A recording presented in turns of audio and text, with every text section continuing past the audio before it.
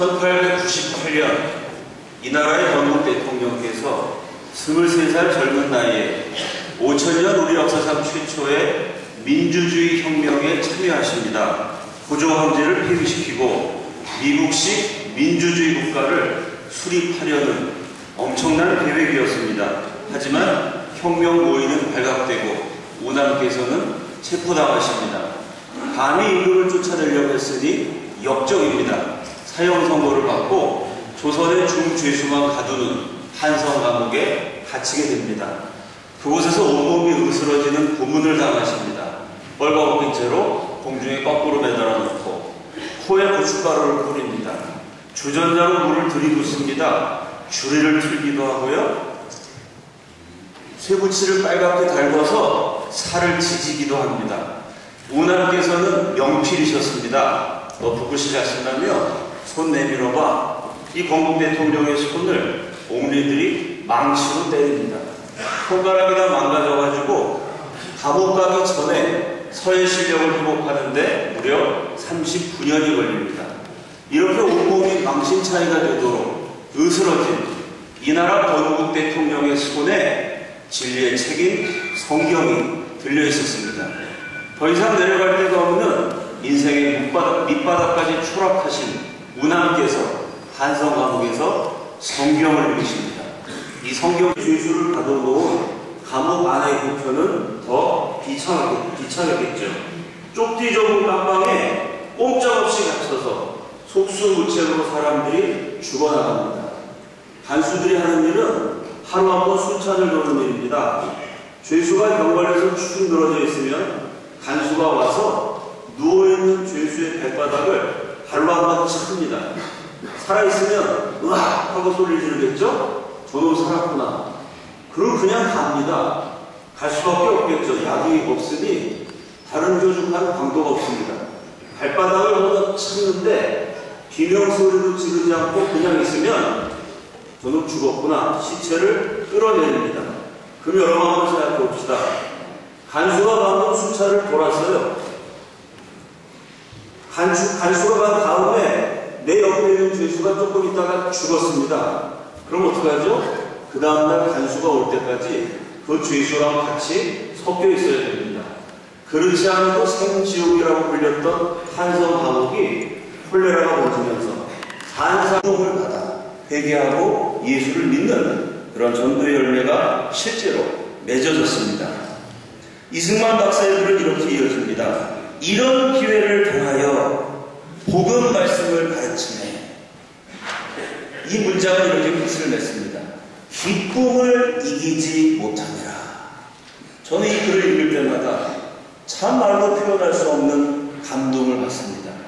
그 비참한 현장에 구토를 하고 설사를 하고 토사물을 얼굴로 맞아가고 설사하고 내 몸을 다 적셔가고 부르르 떨고 경련하는 죄수들, 그 비참한 고통을 내 피부로 맞닿아가면서 그 끔찍한 생지옥 같은 한성 감옥에 시체들과 섞여서 호흡을 상통하면서 그러면서 이 나라 건국 대통령이 느끼신 것, 그것은 놀랍게도 기쁨이었습니다.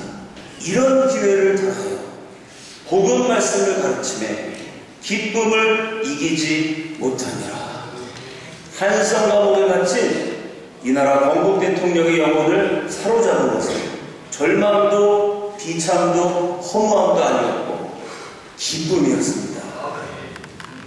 고난의 역사를 이어온 이 민족이 살아날 수 있는 민족의 희망을 발견했습니다. 그 비참한 감옥이 오히려 축복의 집이 된 체험, 이것이 우남 이승만 박사의 개인적 체험인 동시에 대한민국의 원형적 체험이라고 저는 믿습니다. 예수 그리스도가 들어갔더니요, 예수 그리스도를 만난 위대한 지도자가 탄생했더니요, 그 처참한 생지옥이 오히려 축복의 집이 됐습니다. 마찬가지로 그 위대한 영도자의 기전을 따라갔더니 5000년 짓밟았던 약소국 대한민국이 오늘날 전 세계가 부러워하는 위대한 축복의 땅이 된 것입니다. 그러므로 이승만 박사의 한성 감옥은 우남께서 예수 그리스도를 만나신 장소인 동시에 대한민국이라는 나라가 탄생한 우리 민족의 골고다의 모습입니다. 마치 예수 그리스도께서 골고다에서 비참한 고난을 겪으셨지만, 그러나 골고다의 고난을 통해 인류 구원의 역사가 가능해졌던 것처럼 우남 이승만 박사께서 한성 감옥에 처참한 고난을 겪으셨지만 그 한성 감옥에서 예수 그리스도를 만나셨기 때문에 거기서 기독교 국가, 자유민주주의 국가, 번영하는 국가 대한민국의 비전을 품으셨기 때문에 그곳 한성 감옥은 축복의 집이고 우리 민족의 골고다입니다.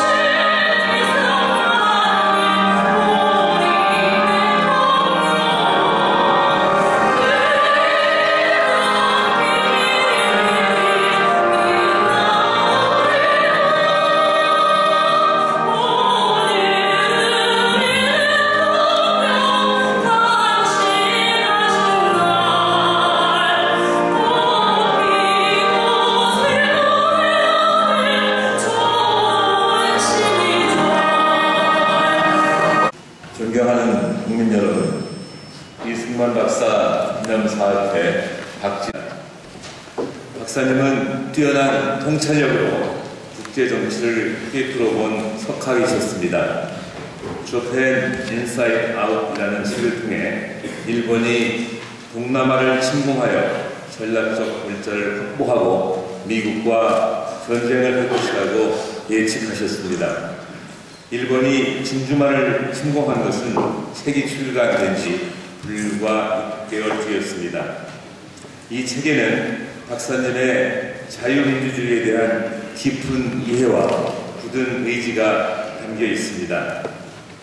인민이 정부에 복종해야 한다는 전체주의 이데올기와 달리 민주주의는 정부가 시민의 권리를 침해할 위험으로부터 시민의 권리를 보호해야 한다는 것을 원칙으로 삼는다는 구절은 박사님의 자유민주주의에 대한 의지와 갈망을 짐작하기에 충분합니다. 무렵 우리나라는 1인당 국민소득이 $100도 채 안 되는 세계 최빈국의 수준을 면치 못했습니다. 그런 나라가 불과 2세대, 60년의 세월이 지나기도 전에 1인당 국민소득이 $30,000에 육박하고 인구가 5천만 명이 넘는 경제 강국으로 성장했습니다. 지구상에 존재하는 국가가 200개가 넘지만 인구와 1인당 소득 두 가지 측면에서 모두 우리나라를 능가하는 나라는 미국, 일본, 독일, 영국, 프랑스, 이탈리아 오직 6개 뿐입니다. 해방 70년 되기도 전에 우리 대한민국은 이미 글로벌 빅7에 진입한 것입니다. 여러분, 박사님과 저는 같은 대학에서 박사학위를 받은 선후배 사이입니다만 저의 뇌리에 심어진 박사님에 대한 기억은 중학교 시절로 거슬러 올라갑니다. 국민이 원한다면 하야하겠다며 이화장으로 돌아오신 1960년 4월 26일 앞날에 대한 별 희망도 없이 낙산동 산동네에서 살던 바로 그날 저는 운집한 시민을 향해 여인 손을 흔드시던 박사님의 모습을 우연히 뵌 적이 있습니다. 프린스턴 시절 박사님은 우드로 윌슨 교수의 지도로 미국의 중립주의 정책을 논문으로 쓰셨습니다. 저는 우드로 윌슨 대통령이 내세운 민족 자결주의를 3.1운동의 주역이신 이갑삼 선생께 미리 피근하여 3.1운동의